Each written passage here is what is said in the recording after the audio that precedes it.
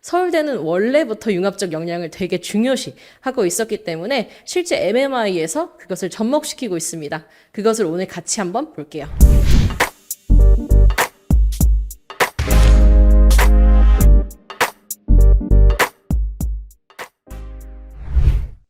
안녕하세요. 휴브레인 생명과학 팀장 신서연입니다. 오늘은 서울대 융합적 과제 수행 면접에 대해서 설명을 해드리려고 합니다. 저희가 지금 3부에 진행으로 통해서 이어지고 있고요. 상현 팀장님이랑 그 다음에 이제 민영 팀장님, 그리고 마지막으로 제가 이 융합적 과제 수행 면접을 맡게 되었습니다. 일단은 이 면접이라는 것 자체가 2028년, 그러니까 고등학교 1학년이나 이제 중학교 3학년 친구들만 집중해서 볼 수 있는 영상이 아니라요. 만약에 의대를 희망하는 친구들이라면 2학년, 3학년 친구들도 꼭꼭 볼 수 있는 영상이 되었으면 합니다. 네, 일단은 융합적 과제 수행 면접이 무엇인지부터 설명을 하고 시작을 해야 될 것 같습니다. 융합적 과제 수행이라는 건요, 기획, 설계, 개발, 분석, 탐구, 요약, 해석, 평가 같은 활동들이 요구된다라고 말하고 있어요. 그 다음에 수행 과정을 세분화하고 여러 가지 역량을 평가할 수 있는 세부 과제를 구성할 것이다 라고 계획을 발표하였습니다. 그래서 영상자료, 활동자료 같은 다양한 종류의 참고자료 및 과제 수행 도구들을 제시할 것이다 라고 서울대에서 실제 발표한 자료입니다. 그럼 여기서 우리가 알아야 되는 부분들, 이제 고교 학점제가 시작하다 보니까 인문과 그리고 이제 과학 분야에 이제 중간에 선이 없어졌죠. 그래서 자유롭게 고를 수 있는 그런 시대가 왔는데, 그러면 인문 가능하다는 건가요? 네, 가능합니다. 인문, 과학도 가능한가요? 네, 가능하겠죠. 과학도 융합할 수 있을까요? 그것도 충분히 가능할 것이라고 생각합니다. 이 예시에 대해서 그리고 어떤 식으로 채점하는지에 대해서 뒤에서 같이 볼 거고요. 이때 아까 말씀드렸던 의대 학생들이라면 2, 3학년도 봐야 하는 이유. 서울대는 원래부터 융합적 역량을 되게 중요시 하고 있었기 때문에 실제 MMI에서 그것을 접목시키고 있습니다. 그것을 오늘 같이 한번 볼게요. 네, 일단은 이 학교에서 직접 발표했던 예시 문항 첫 번째입니다. 이거는 이제 사회랑 여러 가지 이제 생명과학 보건이랑 좀 합친 내용이었거든요. 제시문은 이렇게 제공했습니다. 한국 사회에서 직면하고 있는 교육, 경제, 환경 등 다양한 불평등으로부터 건강 불평등을 연구하기 위한 데이터를 수집하고 분석한 후에 공중보건 개선을 위해 정책적인 제언을 하는 것이 목표다라고 얘기했습니다. 그럼 이 제시문을 읽었을 때, 교육, 경제, 환경 같은 이런 사회적 문제인 인문적인 성향이랑 보건, 이 공중보건이랑 연결한 개념들이 나와줘야 한다라는 걸 알 수 있어요. 실제 이제 의대 MMI에서 주로 많이 나왔던 융합적인 역량이었는데요. 이거를 이제 의대가 아닌 다른 친구들이 볼 수 있는 그런 면접에서도 이러한 역량을 중요하게 다룰 것이다 라고 이야기를 했습니다. 네, 그래서 다음 노동자의 건강 불평등에 대한 예시 연구를 참고해서 과제를 통해 연구 과정을 구체화하고 자신의 창의적이고 논리적인 사고를 도출하자라고 이야기를 하고 있습니다. 네, 그래가지고 첫 번째, 고용 형태는 임금, 근로시간, 작업 환경 등에서 큰 차이를 보이며 이제 특히 그림 1에서와 같이 불안정한 고용 형태인 비정규직과 하청 노동자는 상대적으로 안정적인 정규직에 비해 건강 수준이 낮고 작업장에서 건강 위해 요인에 더 많이 노출되었다. 이들은 보호 조치와 작업장 관리 감독이 부족한 환경에서 일하고 있는 것으로 나타났다라는 제시문을 제시하고 있습니다. 그럼 당연히 뭐가 나와야 될까요? 그림 1이 나와야겠죠. 그림 1을 보시면 고용 형태에 따라서 작업장의 건강 위해 요인 및 보호 요인의 노출 정도를 비교했습니다. 전체 남성, 여성, 그리고 왼쪽과 오른쪽으로 해가지고 실제 있는 한국산업안정보건공단에서 나온 연구 자료를 제시하고 있습니다. 이거는 이제 학교에서 임의로 보여준 건데 조금 잘렸죠?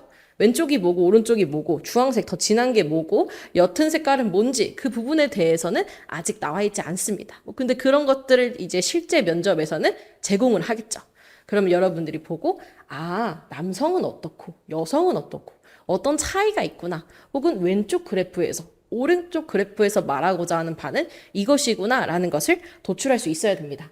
그래서 이제 둘째, 사업장 규모는 노동자 건강 불평등의 또 다른 중요한 요인으로 작용한다 라고 얘기하면서요. 우리나라 노동자의 63.8%는 50인 미만 소규모 사업장에서 일하고 있지만 이들은 대기업 노동자에 비해 건강 사각지대에 놓여 있다라고 얘기합니다. 그래서 앞서 말한 거랑 이어지고 있습니다. 이 소규모 사업장들이 당연히 대규모 사업장에 비했을 때 이 제공받는 그런 복지들이 좀 약하겠죠. 그런 부분들을 제시하고 있습니다.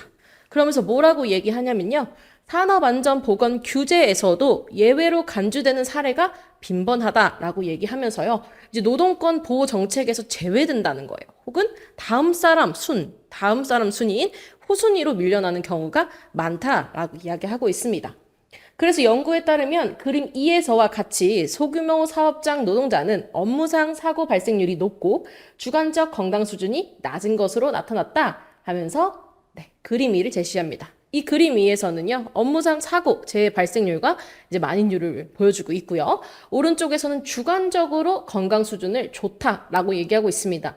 당연히 오른쪽은 주관적이라고 했으니까 본인이 본인의 건강 수준을 평가한 것이겠죠. 근데 확인을 했을 때 당연히 300인 이상인 경우에는 내 지금 컨디션이 괜찮아 라고 답변을 한 거고요. 5인 미만에서는 당연히 인원수가 적으니까 노동 강도가 좀 강할 수가 있겠죠. 이런 예측을 통해서 주관적 건강 수준이 낮은가? 라는 의심을 계속 끊임없이 해주셔야 합니다. 그래서 또한 노동자 건강 불평등을 심화시키는 제도적 요인으로는 취약한 사회 안전망과 느슨한 법적 규제가 있다. 산재보험 보상을 신청하려면 노동자가 업무 관련성을 직접 입증해야 하며 이는 시간적, 행정적 부담을 초래한다라고 얘기합니다. 여기서 중요한 부분은 바로 이 시간적, 행정적 부담을 초래한다는 말입니다. 우리가 보건학적으로 어떤 행동을 하고 이제 정책을 펼친다고 했을 때 이게 그냥 사회적으로 좋으니까 라는 관점에서 진행되는 게 절대 아닙니다. 경제라든지 여러 가지 복합적인 시간적인 것들을 다 따졌을 때 효율성이 높다고 생각하니까 복원을 하는 거예요. 그게 이제 국가가 존재하는 이유고 정책과 그리고 여러 가지 규제들이 존재하는 이유겠죠. 이런 것들을 이제 특히 고용 불안정성이 높은 노동자, 그러니까 한마디로 해고당할 수 있다라는 얘기예요. 내가 언제 해고당할지 몰라. 내가 언제 이 회사에서 잘릴지 몰라. 이 회사가 언제 망할지 몰라. 같은 소규모 회사에서 보통 이런 불안감을 많이 느끼는데 그런 노동자일수록 산재보험 신청, 내가 다쳤는데 그거에 대한 산재를 보험을 신청을 해서 이 다쳐서 일하지 못하는 부분에 대한 보험 정책을 받는 거죠. 그런 것들이 어렵고 병가를 쓴다거나 상병수당이 없어 건강이 회복되지 않은데 돈을 벌어야 되니까 복귀해야 되는 상황들이 발생한다는 거예요. 그래서 노동안전과 보건에 대한 법적 체계는 이제 사업을 운영하는 그 운영자의 입장이죠. 그런 책임과 의무에 대한 규제가 약하고 하청업체, 그러니까 대규모 회사에서 모든 걸 다 해결할 수는 없습니다. 그럼 결국에 그 아래 소규모 애들에게 하청을, 그러니까 한마디로 심부름을 시켜야 되는 거예요. 그런 하청업체랑 작은 규모의 사업장에서 안전보건 교육이 솔직히 안 이뤄지는 경우도 많다는 거죠. 그냥 다 앉혀놓고 사진 찍게 그냥 여기 좀 바라봐, 연기 좀 해봐 이런 식으로 촬영하고 넘어가는 관정교육을 제대로 하지 않는 경우가 되게 많다는 얘기를 하고 있습니다. 그래서 이러한 문제를 해결하기 위해서 산재 예방 활동과 안전사고에 대한 사업주의 책임을 강화하고 노동자들이 안전 및 건강 위험 논의 과정에서 참여할 수 있는 기회를 확대해야 한다라고 얘기합니다. 그러면서 산재보험의 보장성과 상병수당 제도를 도입하여 아플 때 쉴 수 있는 권리, 사실 당연한 거죠. 아프면 쉬어야 되는 건데 이런 것들이 소규모 사업장에서는 이루어지지 않는다는 거예요. 그럼 그 분들이 이제 그 권리를 받지 못하는 걸 바로 불평등이라고 하는 겁니다. 그럼 여기에서 중요하게 다뤄지는 점은 저희가 이전에 이제 MMI라든지 여러 가지 입장을 설명할 때 말했던 가장 중요한 개념 중에 하나인데요. 평등이 무엇이냐? 불평등이 무엇이냐? 예를 들어 사람 100명이 있는데 그 100명이 다 똑같이 100원씩 나눠 갖는 거는 평등이 아닙니다. 그러면 가난한 사람들한테 200원 주고 그리고 부자인 사람한테는 100원을 줄게 라는 것도 평등이 아닙니다. 그것도 이제 어느 부분에서는 불평등이 될 수 있겠죠. 그럼 어떤 부분이냐? 둘 다 1,000원이라는 돈이 있었을 때 혹은 100원이라는 돈이 있었을 때 내가 살아가기 위해 필요한 예를 들어 음식을 산다든지 아니면 집을 산다든지 하는데 필수적인 것들에 대한 도움을 더 받을 수 있다라는 것이 평등한 정책입니다. 그런 것들이 뭐 사실 서울대에서 지금 보여주는 거는 이 과라든지 무학과 친구들 이런 친구들 다 융합적으로 보겠다는 얘기인데 의대 학생들은 지금 2학년, 3학년이어도 실제 이거에 대한 역량을 잘 가지고 있어야 됩니다. 그래서 과제를 어떻게 내냐면요. 일단 과제예요. 문제가 아니에요. 과제로 제시문의 노동 환경뿐만 아니라 한국 사회에서 특정 불평등으로 인한 건강 불평등에 관한 주제로 연구를 할 거래요. 그러니까 노동 아니어도 돼. 너희가 알고 있는, 너희가 만약에 뭘 만든다고 하면 너희 관심 있는 분야랑 연결해도 되고 너가 알고 있는 분야랑 연결해도 돼 라고 일단 흘려준 거고요. 내가 데이터를 조사를 하고 규명을 한다면 어떤 주장을 할 것이며 어떻게 증명을 할 것이며 어떤 연구가 필요한지 목적과 필요성을 말하라 라는 겁니다. 자, 그래서 예시로 실제 나온 거예요. 서울대에서 보여준 건데 청소년기의 낮은 교육 수준이 건강한 식습관, 생활 습관에 부정적인 영향을 미친다라는 거예요. 그러면 이렇게 말을 그대로 하면 되겠죠? 제가 생각했을 때는 청소년 때 이제 교육을 제대로 못 받는 친구들인 경우에는 이런 보건에 대한 심각성이 좀 부족하다고 생각하고 그로 인해서 결국에 식습관이나 생활 습관이 부정적으로 돼서 나쁜 형향까지 보여줄 수 있겠습니다. 보건적인 영향을 미칠 수 있겠습니다. 라고 얘기를 하는 거죠. 그 근거로 들어서 이제 예시를 설명해야겠죠? 필요성이나 목적 같은 거. 예를 들어 뭐 최근에 내가 기사를 봤는데 오히려 이제 뭐 라면을 먹는다든지 패스트푸드를 먹는 이런 저소득층의 아이들에게 문제가 생긴다는 그런 기사를 봤다라는 거를 근거로 삼으면서 이런 아이디어를 제시를 하는 겁니다. 그럼 다음 스텝은 뭐냐면요. 그럼 너가 말한 그 주장을 규명하려면 어떤 데이터를 뽑아야 될까? 너가 정확하게 구체적으로 설계해봐 라고 얘기하는 겁니다. 그럼 당연히 실험을 해야 되니까 관심 집단을 선정을 해야겠죠. 그럼 그 집단한테 어떤 데이터를 어떤 기간 동안 어떤 방식으로 수집할 거야? 라고 물어봅니다. 자, 주장은 아까 청소년기에 교육 수준이 낮으면 식습관이랑 생활습관이 나쁠 거야 라고 주장했어요. 그럼 이 아이가 예시로 말하는 거죠. 그럼 기간 한 10년? 나중에 그런 식습관이라 나중에 있는 것들을 봐야 되니까요. 그 다음에 집단은 일단은 청소년기여야 되니까 중학생 혹은 고등학생부터 시작해서 한 20대, 30대까지는 가야 될 것 같아요. 라고 이야기를 합니다. 그럼 데이터는 어떻게 할 거예요? 건강 상태가 좋아지는지 나빠지는지 생활 습관이 어떻게 변하고 있는지를 체크할 거예요. 중간중간에 체크할 수도 있고 마지막에 10년 뒤에 그 사람들을 역추적해가지고 체크할 수도 있겠죠. 그런 부분들. 근데 이제 문제가 뭐냐면요. 수입한 데이터를 바탕으로 어떤 분석을 수행할지 설명하고 내 가설이 맞았을 때, 틀릴 때 예상 결과를 도표나 그림으로 표현해 라고 말하면요. 네? 어떻게 해요? 도표? 그림?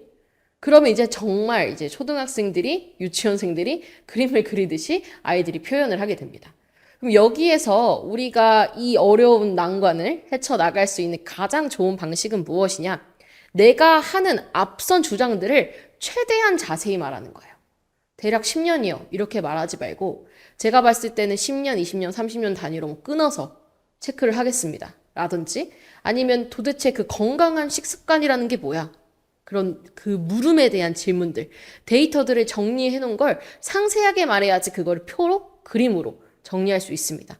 그러면 내가 주장했던 바는 정확하게 이러한 것이었고 거기 안에서 틀렸을 땐 이런 결과가 맞았을 땐 이런 결과가 나와야 돼 라는 것을 가설로 세울 수 있는지를 물어보는 겁니다. 그러면 이제 4번에서 그럼 데이터 부분이 뭐 전체 집단을 대표하지 못했을 가능성, 뭐 연구 결과로부터 교육 수준 향상을 위한 보건 정책을 제안해라 같은 것들이 뒤로 나오는 거죠. 자, 이런 것들이 결국에 필요한 게 무엇이냐? 종합적 사고력입니다.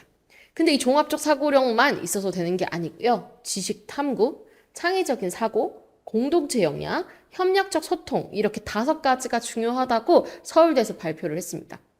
그럼 우리가 알 수 있는 부분이 뭐냐면요. 협력적 소통이랑 공동체 뭐야? 이거 헷갈려하는 친구들 많아요. 공동체라는 거는 내가 사회의 구성원으로서 얼마나 노력을 할 수 있느냐라는 거고요. 협력적 소통은 의사소통 방식입니다. 예를 들어 내가 틀렸을 때, 맞았을 때 어떤 식으로 말하고 행동할 것인지. 교수님들이 이제 공격을 한단 말이에요. 탐침 질문이라고 해가지고 아이가 부족한 부분에 대해서 알아보려고 추가 질문을 하는데 그때 보여주는 태도 같은 것들을 포함하는 겁니다. 그러면 사실 여기서 제일 어려운 건 창의적 사고, 그 다음에 지식을 끌어내는 것, 그 다음에 이 모든 것들을 종합해서 사고할 수 있는 능력이 중요하겠죠. 그러면 이런 식으로 체크리스트가 있습니다. 종합적 사고에서 난 5점을 줄 거야. 그럼 결격, 미흡, 보통, 우수, 탁월이라고 했을 때요. 제시문과 문항에 대한 분석을 똑바로 하고 추론도 잘하고 적절한 답안을 도출하는 그런 사고 능력이 있는지 첫 번째고요. 두 번째, 자기만의 해결 방식을 얘기하거나 그 도표를 해석하는 자기만의 틀을, 생각을, 가치관을 보여줘야 됩니다. 그것이 이제 창의적이고 독창적인 해결 방법을 제시하고 사고를 확장하는 탐침 질문에도 넘어가거나 막히지 않고 대답할 수 있느냐 그것에 대해서 물어봅니다. 그러면 이제 지식 탐구, 배운 지식을 활용하여 문제를 해결하고 주어진 정보를 효율적으로 사용하고 비판적으로 사고할 수 있는가? 자, 여기서 중요한 점은요. 배운 지식입니다. 뭘 이용해야 돼요? 여러분들이 아마 어떤 학과를 이제 무학과로 지원할 수도 있겠지만 특정 학과를 지정해가지고 들어갈 수도 있어요. 그런 경우에 면접을 본다고 가정을 해봅시다. 그러면 앞서 영상에서 선생님들이 말해주신 것처럼 어떤 교과목을 듣는지가 이제 중요해졌어요. 그럼 그 교과목에 대한 지식을 넣을 수 있어야겠죠. 뭐 예를 들어 사회 과목 중에서 지금 앞에 말했던 그런 경제랑 관련된 얘기를 할 거면 경제 부분을, 사회적인, 행정적인 부분을 얘기할 거면 그거 관련된 과목을, 혹은 더 나아가서 뭐 생명과학이나 보건이나 의학적인 얘기를 할 거면 그것과 관련된 과목을 선정을 해서 얘기를 할 수 있어야 된다라는 거를 지식 탐구라고 합니다. 그러면서 내가 가진 정보를 그냥 쓰고 제가 어떤 기사 봤는데 이랬어요. 하지 말고 그럼 기사가 왜 맞는지, 왜 틀리는지를 비판적으로 사고할 수 있어야 된다라는 그런 분석적인 사고력도 같이 들어 있습니다. 그 다음에 이제 협력적 소통. 아까 말했죠. 어떻게 말을 하는지, 어떻게 대답을 하는지, 얼마나 상대의 말을 잘 이해하는지 그런 의사소통 능력을 보는 거고요. 공동체 역량. 이제 사회적 가치와 영향을 고려해서 문제 해결 방안을 제시한다. 같은 것들. 이렇게 5가지로 평가하겠다라고 얘기했습니다. 그러면 여러분들에게 어떻게 공격을 하느냐? 이 탐침 질문 예시가 있습니다. 이거는 일반 면접, 지금 고2, 고3, 혹은 이제 의대가 아닌 일반 학과라고 하더라도요, 서류 면접에서 이렇게 물어봅니다. 똑같이요. 연구 주제가 목적, 불필요성이 이제 불분명하다. 도대체 얘가 이걸 왜 한 거야? 이게 왜 중요한데? 같은 것들에 대해서 의문을 품었을 때 많이 물어봅니다. 너의 주제가, 결과가 별로야. 그러면 사회에 어떤 영향을 끼칠 것 같아? 그러니까 그 너가 말한 결과가 좋지 못한 결과야.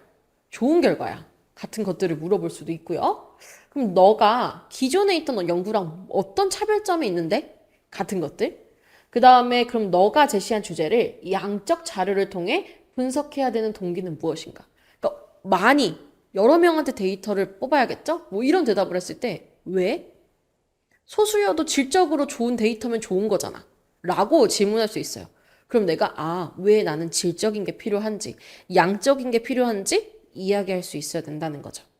그 다음에 연구 주제의 구체성이 떨어지는 경우 어떤 가정을 하는 거니? 이거는 애초에 대답을 제대로 못한 거죠. 공중보건을 향상시킬 수 있다라고 했는데 그 말을 못했어요. 그게 뭔데? 너가 말하는 게 결국에 어떤 부분에서 공중보건을 높일 수 있는 건데 같은 것들을 이야기해야 됩니다. 그 다음에 조사하고자 하는 자료의 특성이나 수집 전략이 불분명한 경우 아까 두리뭉술하게 말하는 거예요. 그냥 고등학생이에요. 그냥 청소년이에요. 그러면 어디? 어떤 청소년? 청소년도 지금 교육 수준에 따라 다르다고 했으면 어떤 수준으로 교육 수준이 다르고 도대체 낮고 높은 학생들이 누군데? 너가 말하는 그걸 어떻게 볼 건데? 같은 것들. 그리고 기간 같은 것들, 이제 점수나 순위, 수치화, 그 다음에 질문 같은 것들을 물어볼 수 있습니다. 그 다음에 도표나 그림을 그리라고 했는데 이게 맞지 않아요. 그런 경우도 있겠죠. 그럼 그것에 대한 질문을 합니다. 너가 순위를 매기겠다고 했는데 어떻게? 이 도표랑 그림이 결국엔 뭘 말하는 거야? 같은 것들을 물어볼 수 있다는 거죠. 그 다음에 표본의 불충분한 대표성. 그러니까 예를 들어 이렇게 대표를 삼아가지고 그 데이터를 볼 거예요 라고 했는데 왜 하필 걔는데? 걔네가 대표가 되는 거 나는 납득 못하겠어. 이런 거죠. 예를 들어 우리가 반장 선거를 해야 되는데 선거를 안 해요. 그리고 갑자기 어떤 애가 얘를 그냥 반장으로 하자라고 말하는 거예요. 그럼 사람들이 반발하는 거죠. 왜? 우리가 얘를 반장으로 삼아야 되는 이유가 뭐야? 다른 사람 하고 싶은 사람도 많고 똑똑한 사람도 많고 열심히 한 사람도 많고 친구들이랑 같이 난 친구도 많은데 왜 하필 쟨데? 라고 하면서 그 대표를 인증하지 못하는 그런 경우들이 발생하면 안 됩니다. 그러면서 정책적 제언에 대해서 심층적으로 확인. 그러니까 이런 제안을 했어요. 괜찮은데? 근데 그거를 겉핥기식으로 얘기하는 건지 혹은 진짜 실현 가능성이 있는지 없는지를 판단하고 말하는 건지 물어보는 겁니다. 그럼 현실에서 실행 가능해? 라고 물어보고 그럼 부작용이 뭐야? 그 부작용은 어떻게 해결할래? 하는 것을 물어보면서 이 학생이 가지고 있는 그런 심화 지식, 사고력을 확인을 하는 겁니다. 자, 그래서 예시 지문 두 번째 것도 있습니다. 이거는 과학이에요. 이제 앞에는 사실 사회적인 측면에 강했고, 우리 이제 지겨울 정도로 많이 나오는 코로나19에 대한 제시문을 서울대에서 보여줬습니다. 코로나19가 결국에 이제 사람들, 전 세계를 마비시켰죠. 그러면서 이제 더 경각심이 생겼어요. 그러니까 이제 뭐 우리 의대 친구들 아까 꼭 보라고 했는데 의대 친구들이 보는 그런 바이러스를 많이 연구하는 이유도 다 이런 거였단 말이죠. 왜요? 요즘에 또 이제 다시 뭐 코로나19 같은 그런 바이러스가 퍼진다. 그러면 이제 진짜 더 심각하다. 더 치사율이 높고 더 전파율이 세다. 이런 얘기 계속 나오잖아요. 그렇기 때문에 이제 바이러스 연구가 중요한데 그거에 대한 얘기를 하고 있습니다. 그러면서 세균, 바이러스 분석하고 치료하려면 물리, 화학, 생물학적인 지식이 필요해 라고 얘기하면서요. 최근에 세균이랑 바이러스를 어떻게 활용할 수 있을까에 대한 연구까지 이어지고 있어 라고 하면서 이런 미생물학에 대한 지식과 여러 물리, 화학, 생물학적 지식을 접목시킬 공통 제시문을 던졌습니다. 그럼 다음 질문으로는 융합적 사고력이 필요한 내용을 질문하겠죠. 물리의 제시문을 먼저 보여줍니다. 물리 제시문 볼게요. 어떤 구형 입자가 특정 액체 내에서 가라앉거나 떠오를 때 그 속력 V는 아래 그래프와 같은 관계가 있다고 한다 라고 얘기합니다. 바이러스 질환에 걸린 환자의 혈액 속에 있는 물질을 원심분리기라는 것을 통해서 얘기하면서 어쩌고 저쩌고. 원심분리기가 뭐냐면요. 안에 있는 그런 샘플이 있다고 했을 때 그 샘플을 열심히 돌립니다. 돌리면 어떻게 되겠어요? 중력에 의해서 무게가 높은 것들이 그리고 밀도에 따라서 얘네들이 떨어지고 공중에 떠 있고가 다르니까 그걸로 물질을 분리하는 거예요. 그러니까 무슨 얘기를 해주냐면요. DNA, RNA, 단백질, 지방, 탄수화물의 밀도 같은 것들을 아래에 이야기해주면서 그림으로 어떤 사이즈가 있고 전자현미경, 광학현미경, 육안으로 볼 수 있는 것들의 사이즈까지 이야기해주고 있습니다. 그 다음에 화학 문제예요. 약물 분자는 대체로 병의 원인이 되는 단백질과 결합해서 단백질의 활성을 억제하고 병을 치료한다. 네, 뭐죠? 단백질 저해제 말하는 겁니다. 그래서 이러한 약물 분자와 단백질의 결합에 대한 반응식은 화학적으로 이것이다 하면서 식을 공유해주고 있어요. 그러면서 약물 분자와 결합하여 활성이 억제된 단백질이 이제 DP인 거고요. D는 약물 분자, P는 단백질이라서 얘네들이 붙었다 떨어졌다 할 때마다 억제됐다, 사용할 수 있다. 이런 것들이 왔다 갔다 하는 걸 반응식으로 보여주고 있습니다. 생명과학 볼게요. 어떤 종류의 바이러스는 유전자로 DNA가 아닌 RNA를 지니고 있다. 무슨 말이냐면 바이러스가 꼭 DNA만 가지고 있는 건 아니다라는 거예요. 사람은 DNA 없이 RNA도 있을 수 있나요? 아니죠. DNA를 가지고 있죠.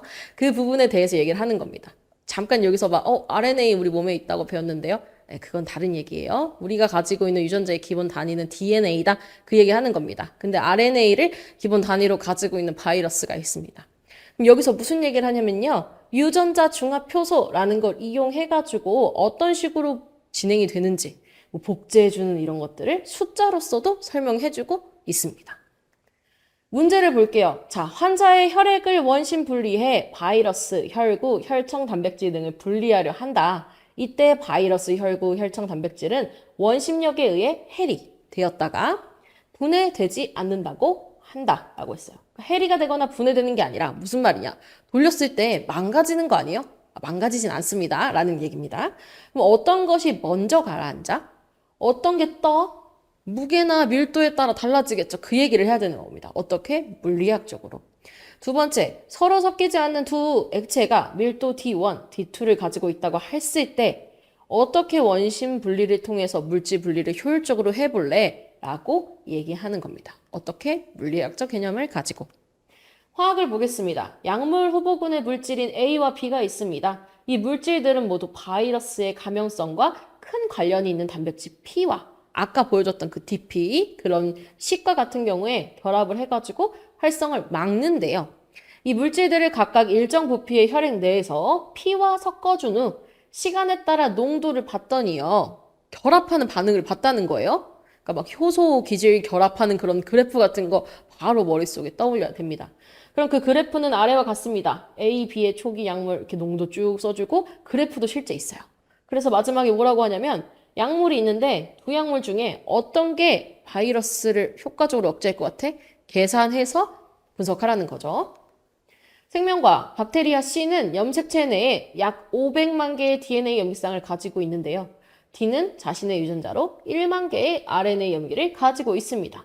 그럼 이분법을 통해 분열하고 어쩌고 저쩌고 해서 아까 그 중합효소로 계산하는 거 알려줬죠? 그랬을 때 돌연변이 염기쌍 평균적인 개수를 구해보시오. 우리 돌연변이 계산하는 거 배워요? 그 가계도나 이런 거 할 때 배운단 말이에요. 그 개념을 넣어가지고 하라는 거죠. 그러니까 즉 생명, 화학, 그 다음에 물리적인 개념, 학교 수업 시간에 배우는 그런 부분들을 연결해가지고 진행을 하는 거예요. 자, 그러면 우리가 뭘 알아야 되는가? 이미 오래전부터 예견되어 왔다라고 얘기하면서요.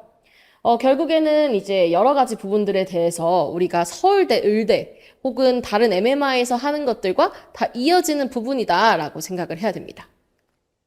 그래서 저희가 실제 휴브레인에서 작년 서울대, 의대 모의 면접을 했던 문항을 보여드릴게요.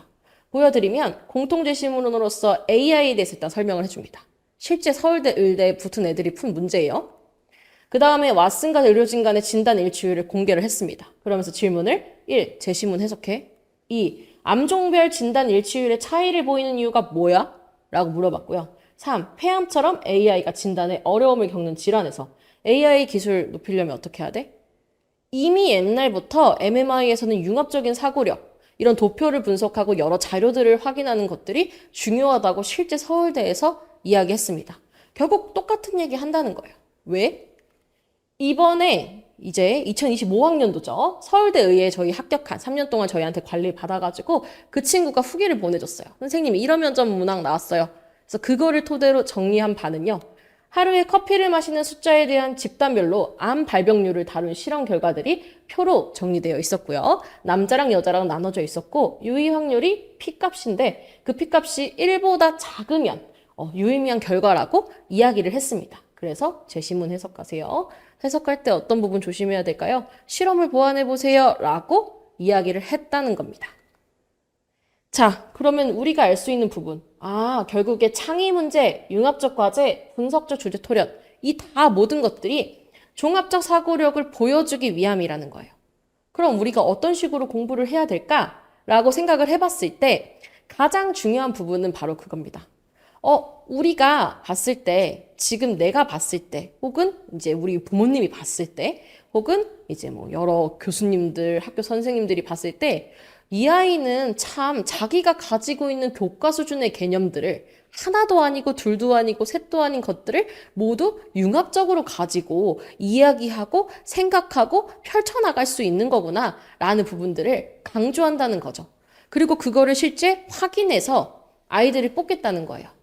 정말 슬프게도 1차도 붙고 성적도 좋은 친구들이 실제 면접을 봐서 떨어지는 경우가 제일 많은 게 서울대랑 연대입니다. 서울대랑 연대예요. 그런 경우에 그럼 우리가 사실 가고 싶은 순위에 늘 탑에 있는 게 서울대, 연대라는 거죠. 그리고 그 다른 학교들도 물론 좋지만요. 그렇기 때문에 우리가 면접을 정말 열심히 준비해야 되는데 그 준비하는 과정에서 내가 이런 분석적인 사고력을 그 다음에 종합적인 사고력들, 그리고 공동체 역량, 의사소통 능력을 잘할 수 있도록 준비해야 된다는 거죠. 그러면 무엇을 해야 될까요? 면접 준비를 하셔야 됩니다. 근데 수능 끝나고 하려고 하면 늦어요.